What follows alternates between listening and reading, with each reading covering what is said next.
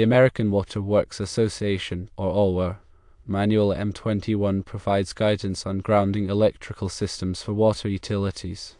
IEE Standard 80 offers a guide for safety in alternating current substations grounding.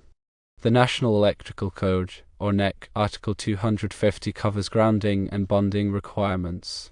To protect utility operators, several methods can be employed. Firstly, isolation is key. Use electrically insulated tools and equipment to minimize contact with the metal water main. Ensure that all metallic connections to the water main are properly insulated or isolated. Secondly, monitoring and inspection are crucial. Use voltage detectors or multimeters to monitor stray current levels before and during work. Inspect the water main for any signs of corrosion, damage, or exposed metal. Thirdly, grounding and bonding are essential. If the water main is not properly grounded, install a temporary grounding system using copper grounding rods or plates. Bond all metallic structures and equipment in the work area to the grounding system. Additional precautions should be taken. Wear appropriate personal protective equipment, or PPE, including insulated gloves, safety glasses, and non-conductive footwear. Maintain a safe distance from energized electrical equipment. Work with a qualified electrician or power company representative if necessary. Avoid touching multiple metallic surfaces simultaneously, as this can create a path for stray current. In specific circumstances related to power company substations, contact the power company before starting work. They may have additional safety protocols or require special grounding measures. Identify the source of the stray current. This may require consultation with the power company or an electrical engineer. Implement additional grounding and bonding measures as recommended by the power company or electrical engineer. It is the responsibility of the water utility operator to ensure the safety of their employees and the public from stray current hazards.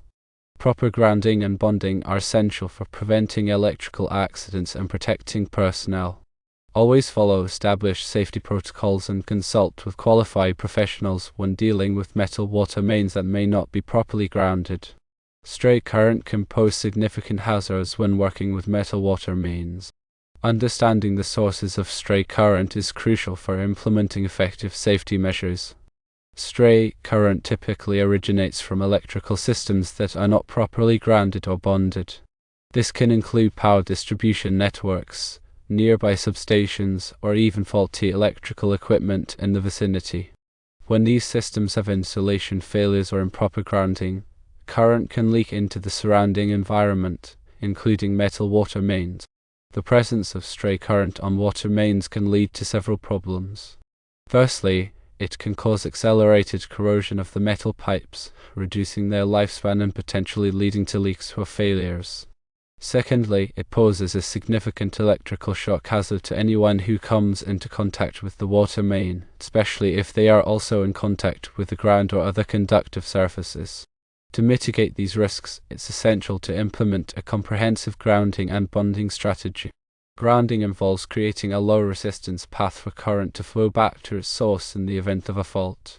This is typically achieved by connecting the water main to a grounding electrode system, such as grounding rods or plates buried in the earth.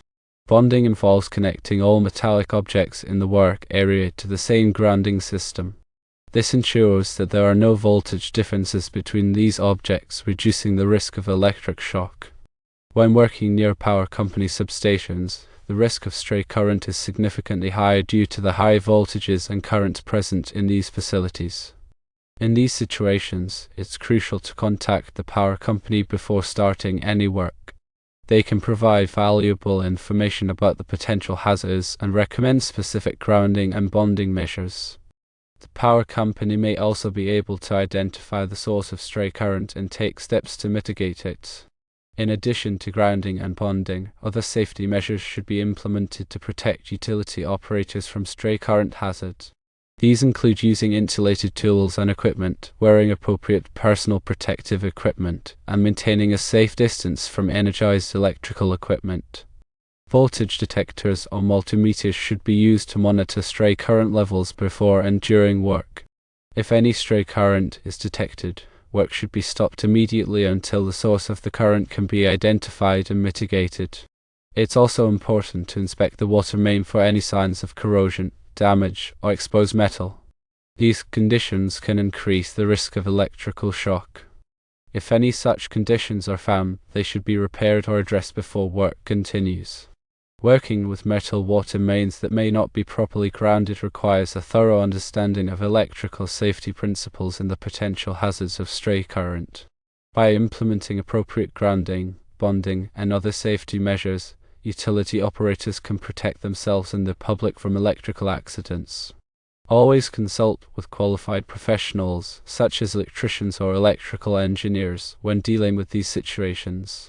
Their expertise can help ensure that the work is performed safely and effectively. The National Electrical Code, specifically Article 250, provides detailed requirements for grounding and bonding electrical systems. It outlines the methods and materials that should be used to create a safe and effective grounding system. Understanding and complying with the NEC is essential for ensuring electrical safety in any work environment. The American Water Works Association, or OWR, Manual M21 offers specific guidance on grounding electrical systems for water utilities.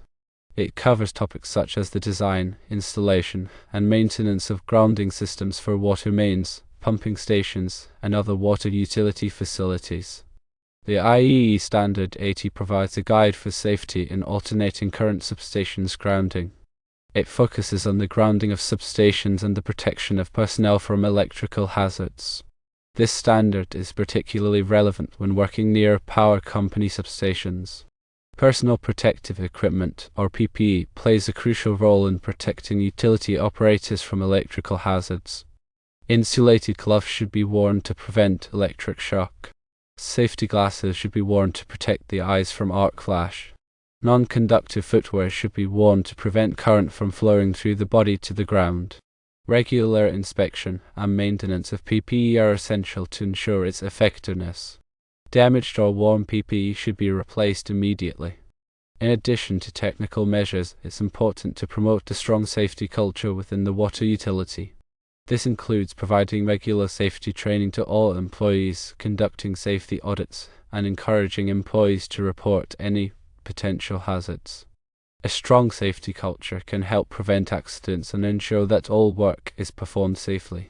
When working with metal water mains, it's important to be aware of the potential for galvanic corrosion. Galvanic corrosion occurs when two different metals are in contact with each other in the presence of an electrolyte, such as water. This can lead to accelerated corrosion of one of the metals. To prevent galvanic corrosion, it's important to use compatible materials and to isolate dissimilar metals from each other. Coatings, such as epoxy or polyurethane, can be used to protect the metal from corrosion. Cathodic protection is another method used to prevent corrosion. It involves applying a direct current to the metal structure, which counteracts the corrosive effects of the environment. There are two main types of cathodic protection. Firstly, impressed current cathodic protection, which uses an external power source to supply the direct current, and secondly, sacrificial anode cathodic protection, which uses a more active metal as an anode, which corrodes instead of the protected structure. The choice of cathodic protection method depends on the specific application and the environmental conditions. Regular monitoring of cathodic protection systems is essential to ensure their effectiveness. The voltage and current levels should be checked periodically, and the anode should be replaced as needed. Electrolysis is another potential hazard when working with metal water mains. Electrolysis is the process of using electrical current to drive a chemical reaction. In the context of water mains, electrolysis can occur when stray current flows through the water and causes the metal to corrode. To prevent electrolysis, it's important to minimize the flow of stray current and to use corrosion-resistant materials. The use of dielectric couplings can also help to prevent electrolysis by isolating the water main from other metallic structures. When working on a water main, it's important to properly support the pipe to prevent it from collapsing or shifting. This is particularly important when working on large diameter pipes or in unstable soil conditions. Shoring or trench boxes may be required to provide adequate support. Before excavating near a water main, it's important to locate all underground utilities. This can be done by contacting the local one-call center or by using ground-penetrating radar. Striking an underground utility can be extremely dangerous and can cause significant damage. When backfilling around a water main, it's important to use proper compaction techniques. This will help to prevent the soil from settling and damaging the pipe. The backfill material should be free of large rocks or debris that could damage the pipe. After completing work on a water main, it's important to thoroughly inspect the area to ensure that there are no leaks or other problems. The water pressure should be gradually increased to avoid damaging the pipe. If any leaks are detected, they should be repaired immediately. It's also important to document all work performed on the water main, including the date, location, and type of work. This information can be useful for future maintenance and repairs. The design and installation of water mains should be in accordance with industry standards and best practices. This includes using appropriate materials, providing adequate support, and ensuring proper corrosion protection. Regular inspection and maintenance of water mains are essential for ensuring their long-term reliability and safety. In addition to the technical aspects of working with metal water mains, it's also important to consider the environmental impact. Water main leaks can waste significant amounts of water and can contribute to water scarcity. Therefore, it's important to promptly repair any leaks that are detected. Proper disposal of materials used in water main construction and repair is also important. This includes recycling materials whenever possible and disposing of hazardous materials in accordance with applicable regulations. By following these guidelines, water utility operators can ensure the safety of themselves, the public, and the environment. The knowledge of electrical principles, grounding and bonding techniques, and safety procedures is essential for working with metal water mains. Regular training and education can help to ensure that utility operators have the skills and knowledge necessary to perform their work safely and effectively. The water utility industry is constantly evolving, and new technologies and techniques are being developed to improve the safety and efficiency of water main operations. Staying up to date on these advancements is important for all water utility operators. By embracing innovation and continuous improvement, the water utility industry can continue to provide safe and reliable water service to communities around the world. Working with metal water mains requires a comprehensive approach that encompasses technical expertise, safety awareness, and environmental responsibility. By following established best practices and prioritizing safety, utility operators can minimize the risks associated with this work and ensure the long-term reliability of water infrastructure. Remember to consult with qualified professionals and follow all applicable regulations and standards when working with metal water mains. Your safety and the safety of the public depend on it. Also, remember that the information provided is for general guidance only and should not be considered a substitute for professional advice. Always consult with qualified professionals before undertaking any work on metal water mains.